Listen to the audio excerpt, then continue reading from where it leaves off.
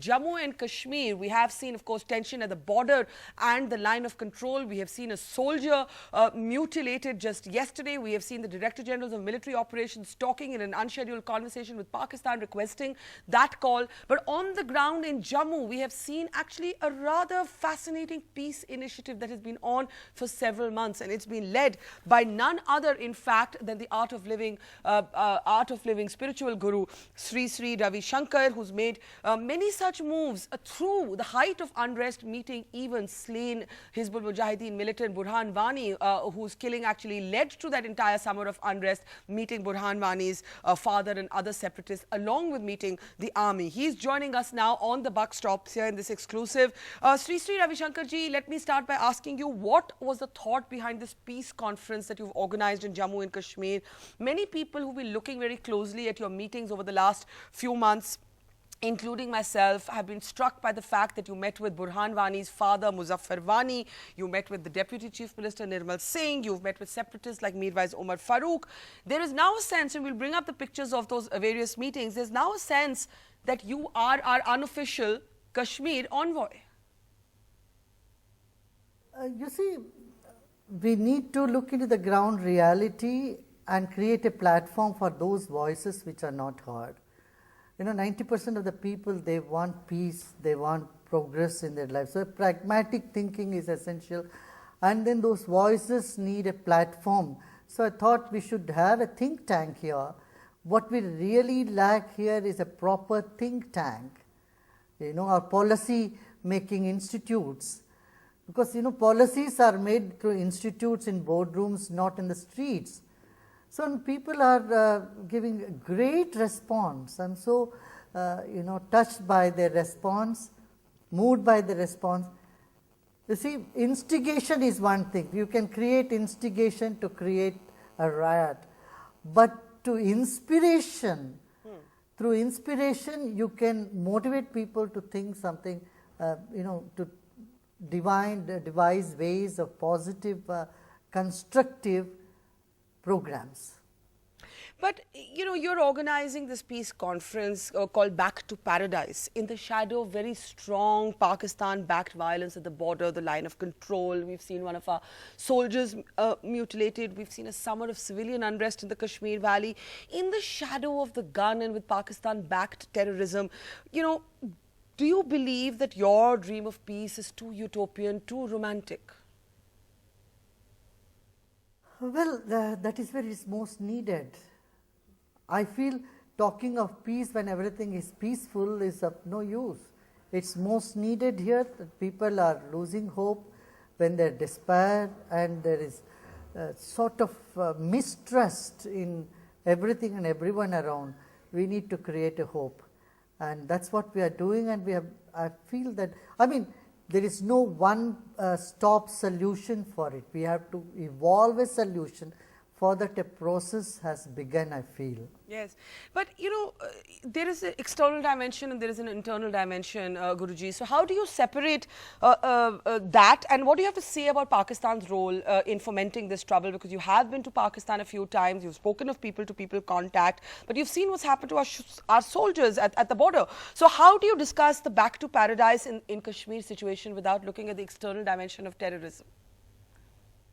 I mean, this is a matter of concern for the whole world, and this sort of terror activities are happening in many parts of the world. The world should be united in fighting terror. No country ever should support terrorism. I wish Pakistan also falls in line with this line of thinking. I mean, the people of Pakistan are very good. They are just like us. I mean, I don't find any difference between people of Pakistan and people of India. They both want peace, but it is the political and the army and other agencies that they have to think about peace, and from a different perspective, I feel. Could you talk a little bit about one sentence that you made in your speech in Jammu today? You said that guns and stones cannot find you a solution. Later, the Art of Living Twitter feed actually put out a survey and asked people, what do you believe is the solution? Is it military? Is it political? Is it economic? Is it holistic? Now, could you elaborate on this? When you say no guns, no stones, what solution, what are the contours of the solution that you are imagining? You know, when you are excited and you are instigated to go throw stones, you do it. But that cannot bring any solution. Street violence and burning the cars, burning schools is no answer. I mean, or pellet bullets or with mirchi guns or water cannons also will not serve any purpose. What we really need is guidance from people, the people like Ravi and many others who have been working on ground, educating people against violence. See, violence breeds violence. Then there is always, it's a vicious circle you get caught up. You keep, the blame game goes on then. So when we have to get out of the blame game, get out of this circle of violence, we need dialogue, we need inspirational figures there among the people who have come forward to speak for peace, come forward to restore the past glory of Kashmir. Right. And this has to come from the ground level. It cannot be imposed from outside or someone else. I am so glad that youths in big numbers are coming and joining from all over Kashmir. But I never expected that there would be such an overwhelming response. But now I feel that the inspiration is much more powerful than instigation. But could you talk about your very important meetings that have been taking place over the last few months? I mean, I know this as a Kashmir watcher and somebody who's reported from there, how significant that meeting was when you met with Burhan Wani's father, who came to stay in your ashram. You've met with Mirwais Omar Farooq, the Hurriyat conference leader, Yasin Malik. You have a close relationship with the army. You've been meeting stone pelters, former militants, present militants. Talk a little bit about the Burhan Wani father's meeting. I am not part of any. I am not part of any political setup. Nor do I have any political agenda or any other vested interest. All I want is peace. All I want is care and concern for humanity. And we work for humanity. And we have been working. I have already committed to rebuild the schools. We have already started 6 skill development training centers in Kashmir, and we have been doing work, and we have brought solar lights to 1,500 homes, and we have about 3,500 youth leaders who are working in the social arena. So my whole theme is apolitical and bringing together spiritual people also. Valley is full of Sufi imams, but they also are pained that their voices are not being heard. The de-radicalization in one place is also very essential, because when someone is in such an emotional turmoil, they can go any extent to become radicals. Unless and until we stretch our hand and heal the wounds and understand the suffering of people, bring them together, make them understand. We cannot go on, raising the same slogan which we have been raising for 70 years. As time changes, our strategies must change, our vision and look towards society, towards the world should change. We need to move with the paradigm shift. And this is what this think tank is focused in bringing to the people of Kashmir. And I hope it will, and I am sure it will be successful, and I hope more and more people will join hands in this.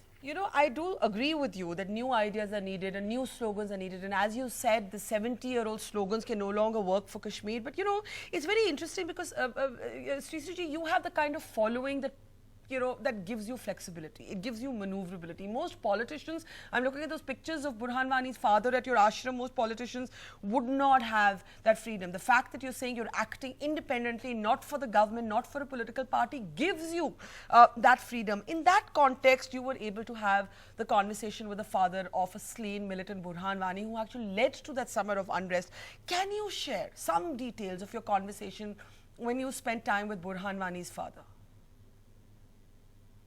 Yeah, it is very personal, and I would say one thing, and I am very thankful to him. And he came back, he spoke for peace, and he has also given a call that the schools should not be burned. He said he is terribly pained by the incident of school burning. Recently, he also gave a statement that killing of soldiers is unpardonable. It's a deep. He is deeply pained by that incident as well. So I think he's a very pious person, nice man. But same thing here. What is happening is there is a sense of fear, because जिसकी हाथ लाठी उसी की भैंस ऐसे बोलते हैं ना, वैसे हो गया. Some people have guns and everyone else is afraid to speak their heart out together out. But it's so interesting that you have called Burhan Wani's father a nice man, a pious man, somebody who spoke against the burning of schools and called for a peace process. But Sri ji, we live in times when the nationalism debate is a politically heightened one. And I want to ask you, even with your massive following and the space that gives you, are you wary that when you call a militant's father a pious person, hyper-nationalists will come after you? Are you wary of controversy even with your scale of following? In this country anything is possible, and in the world anything is possible. But I am not worried about anything. When it is truth, I will stand up and speak the truth, and if it is injustice, I will stand up against injustice. Talk a little bit about the de-radicalization that you believe is needed in the valley, and the concerns about radicalized Islam in a land of Sufis and Rishi Munis. But when I was in there during the period of unrest and I was talking to young Kashmiris, they say that yes, if there is radicalized Islam, there is also a version of radicalized Hindutva, or there's also the extreme right wing among Hindu groups. And why does no one talk about that? So as a spiritual guru, how do you bridge this gap between the two extremes? No, any form of extremism is dangerous. Any form of extremism is deplorable. Fortunately, in the Hindu society, it is almost negligible. There is a fringe element, of course, and I feel that it's a victim consciousness in them that make them become radicals. Really, if you really go into the psyche of a radical person, they are not bad people, but there is a victim crying for help. So I feel that we need to include them, and we have to heal their wounds. Then you will see they are a different person. Now, one of the big sort of elusive things about peace and sustainable peace is the exile, the enforced exile of Kashmiri Pandits. You have brought that up even in your conversations with the Hurriyat, like Mirwais Omar Farooq. Can you speak to that? Yeah, they have all right to get back to their land. They should be given safety and security there. But have you brought up that dimension of the safety and security? Because huge controversy around whether separate enclaves and so on. Pandits say they don't feel safe. Yeah, of course, they all agree for it. They all agree. They do say we have nothing against them, we welcome them. Now, we saw senior serving army officers at the peace conference in Jammu today, and the army has been a key stakeholder in the peace process. In fact, I would say it's wiser than all politicians, and has often said things that politicians have only followed up on later. Talk a little bit about your meetings with the army, as also your meetings with convicted militants inside the Kot Palwal jail. If you can speak a little bit about that, because I think that's really one of the untold stories. No, I have said, no, inside every culprit there is a victim crying for help. I have also received a very beautiful letter from a Hurriyat leader who is in the prison, and he also aired the same sentiments. Sometimes this rhetoric that people come out with, and then all this issue about Azadi and many things might mislead people. So we need to think together, we need to come together with a free mind, open mind, and that's why a think tank is essential. And this think tank, Asia Center for Peace in Asia, is been established today, and I welcome every one who wants to contribute to the peace of Kashmir, to be part of it. Let's work together. Let's see how we can solve these issues.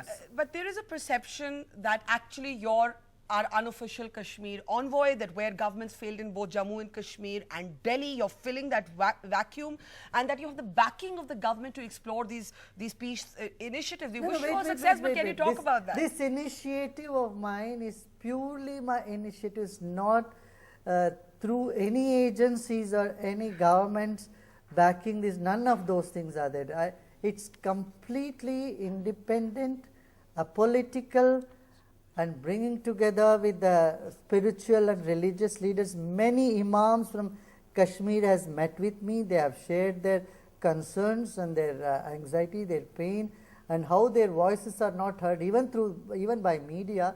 So we want to bring them all together and give an upliftment to the sane voices of Kashmir. Now, in the end, I must talk a little bit more about the burning of schools. The schools that have been burnt has been the most horrific and tragic and unacceptable thing that has happened in the last few months. After that, exams have taken place. You've been involved in offering to rebuild 27 schools. We even have information that you reached out to Burhan Wani's father and got him to make that public appeal against the burning of schools. Talk about this horrible phenomenon of schools being burnt.